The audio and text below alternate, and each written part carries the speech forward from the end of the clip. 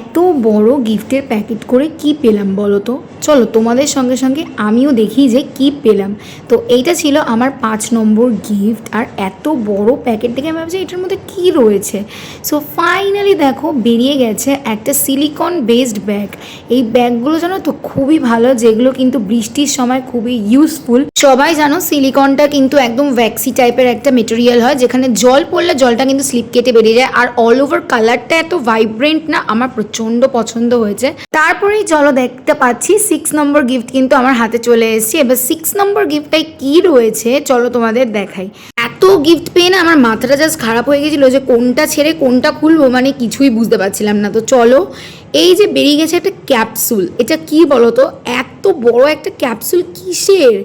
So আমিও বুঝতে পারছিলাম না। তারপর দেখো আমার এক্সপ্রেশনটা, যে একটা 5 ফোল্ডের মিনি আমব্রেলা, মানে এত কিউট দেখতে। যদিও আমি এটা খুলিনি, কারণ আমার জন্মদিনে প্রচণ্ড বৃষ্টি হওয়ার চান্সেস থাকে, যদিও এইবার হয়নি। পরের গিফটগুলো দেখবে তো নাকি? তাড়াতাড়ি চ্যানেলটা সাবস্ক্রাইব করে নাও। টাটা।